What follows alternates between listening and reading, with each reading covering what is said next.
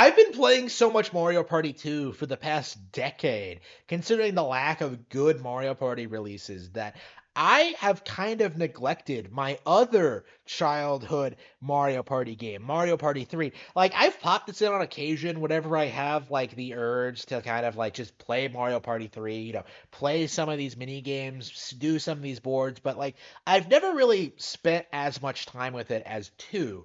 And I do think a big reason for that is like just two is just the masterpiece of the entire genre, right? It is such a stellar party game and so far ahead of the competition in so many different ways. It's not even really funny, but like I do think in a lot of ways people really, I personally have really underestimated the appeal of 3, right? Like 3 does have a lot of things going for it. Yeah, it's not as good as 2 in a lot of ways. I don't understand why there's like a full story mode when like 2 just had you like play each board once to like beat Bowser at the end or whatever. But like 3 has a really good story mode and it has a story mode and it's actually pretty interesting. You get to see a lot of characters introduced. Daisy and Waluigi appear in a Mario Party game for the first time. It's like exciting as a kid. It has a really shocking plot twist. Like it is actually pretty good, but it's really slow paced. And there's this like feeling of just like, okay, do I really need like why can't I not just play the game I want? Like if I want to do a dual map, like why don't I just do that? Like why can't I just play like every map once and then just unlock the final boss like I do in Mario Party 2? There's this feeling that the game kind of railroads you a little bit. Like you can't like choose what you do. And as a result of that, like uh the game just weirdly feels structured where like it's just difficult to replay because like every time you play it on your own you're just like, oh, I'm gonna play the single player mode, but then you have to like play a certain map with like certain rule sets that you pre-select at the beginning of the game, and you have to play at a certain difficulty because like you want to unlock the hardest difficulty and you have to get in first place because if you don't progress. It's kind of a buzzkill, honestly, in a lot of ways. Like Mario Party 2 is a lot more flexible in that regard. Like you can play like single player, you can play multiplayer and still progress, right? You can still like you can do all sorts of things in Mario Party 2, right? But in 3 it's like okay, like if you want to like do get all the stuff, you're gonna have to play the story mode, right? Like I think even on my N64 version, I don't have everything unlocked. I think there's like one mini game that I never uncovered, and I don't remember exactly what it is. I'm definitely gonna have to like look and see like how to unlock it. I'll be doing it on the NSO version, but for sure. But like I playing this game, I never beat the game with every character. Why exactly does it expect you to beat like the single player with every character, right? Especially since like some of the characters have like bad dual map partners assigned to them. Like I said, like the game itself is not bad. I used to think the dual maps were I used to think the map design wasn't as good as 2. Actually, like going back to it, like playing the maps I've played so far, like I think they're actually better than 2's, right? They have like a lot more going on, interesting gimmicks. Like they introduced the action command. You can like use 3 items at once, right? Like in a lot of ways, like there are a lot of radical changes to the gameplay of 3 to the point where like it almost feels like a completely different game, right? Like it's crazy to think how much they were able to evolve the formula with a single entry, right? Like it's crazy, especially considering like what the franchise turned into. But yeah, like for some reason as a kid, I always gravitated more to Mario Party 2 because that was the one with the funny costumes, that was the one with the cool themes. Like the boards of 3, like they're technically well designed, but the art looks off. Like you have these like lame like JPEG images of like bloopers and stuff like that. Like, the boards in 2 look cool and interesting, even if they aren't like as technically designed. You know, like 2 was more appealing surface level, right?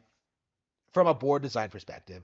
And then 3 like has like more intricate, more involved boards with more going on, but like again, if you're not playing the game on party mode with a bunch of different people, you're not gonna appreciate that, right? Like it's like okay, it's weird.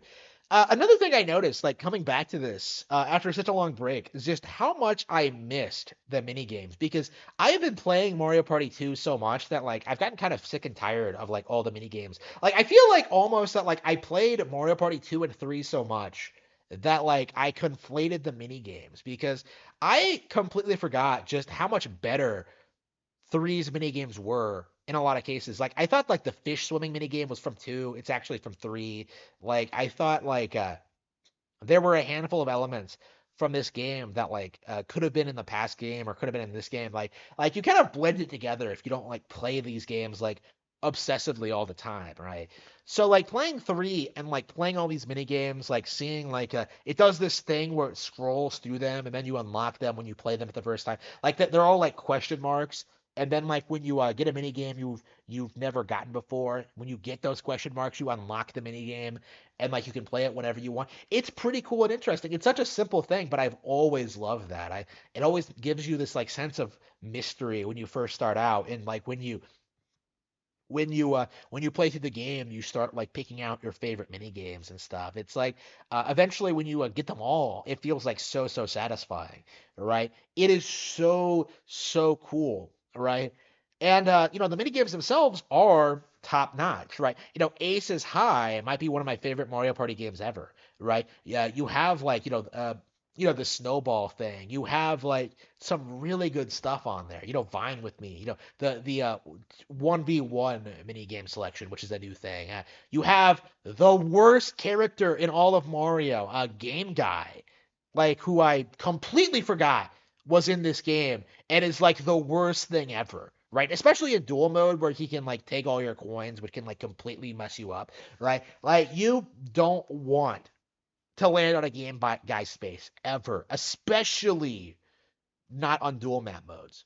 Like I cannot begin to tell you like all the trauma I had, playing these intense games of like Mario Party 3 dual maps and then just having Game Guy come along and just completely screw me over in the most embarrassing way possible. It is it's so frustrating whenever it happens. It is like appalling. And of course I've the mini games are like legit the most like random luck-based things you'll ever see in your life, right? Legit, you have one where like two treasure chests come down, and one has Toad, one has Baby Bowser, and you're supposed to choose, and there's no way at all to guess which one it is. It's a completely 50-50 split, right?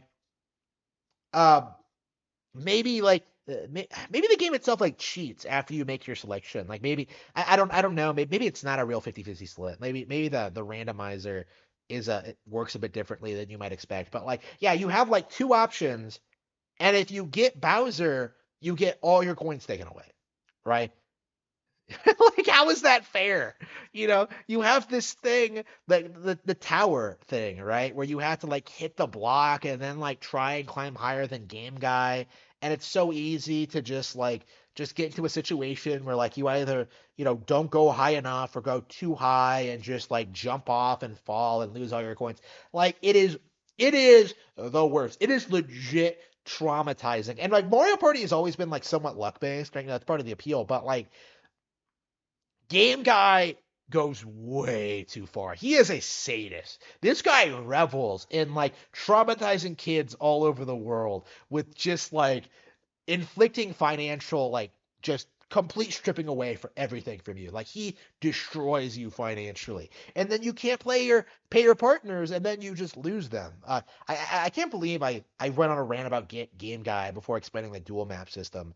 Right, where like you have a completely new mode in this game, which was the main reason to play it back in the day, I think, where you have a 1v1 situation where like you're going along a smaller map, which aren't as interesting, which typically aren't as interesting as like the standard maps. And like you're trying to recruit like Mario enemies to like fight the other guy, right? So you're trying to get Koopa Troopa to like and like trying to run into him on the map and like have Koopa Troopas just attack him, right? Like it's essentially a battle mode. And it's really unique and fun and different. And it really sticks out in my mind as just like an example of just how different Mario Party could be if it wanted to, right? Like they incorporated this entirely new mode, but they didn't like replace the traditional mode. They didn't like get rid of it. Like they expanded the traditional mode, but they also throw in this like this dual mode feature, which I can't speak to other fans because I've never actually spoken to anyone else about this, but I personally really loved it. I've always loved dual maps. Right? It was the reason for me to play Mario Party 3 over 2 back in the day, right? It is so satisfying just like trying to get the upper hand, um, improving your economy, like trying to prevent the other guy from getting the drop on you, like dealing with his partners, like trying to like balance your team to counter his, and like just deal with deal with all the things that like learning how partner combinations work, like trying to figure out just what the best method of attack is. Like it is a lot of fun, right? I know a lot of people. I don't know if anyone's down on the game. I personally love it. I think it's fantastic. And honestly, like in general, like playing Mario Party 3 again, so after spending so much time with 2, I put like 25, 30 hours into it to 100% it on N64 NSO. Like after putting so much time into 2, I'm really appreciating 3 because at the very least it's something different, right? Like I definitely feel as if like 2 is better like in a lot of ways. I think it has better pacing and like I love the level themes and just like the music. There's so much about 2 that I just love, right? But like I don't think there's any denying that 3 is a classic game in its own right. Like I don't see 3 being brought up nearly as much as 2 in a lot of ways. When people talk about 1, it's usually about the joystick thing, but like 3 is like I feel like the overlooked one of like the N64 trilogy, and I really hope that this re-release gets more people to check this out and understand just how good of a game it actually is. I love Mario Party 3, and I hope more people get to love it too.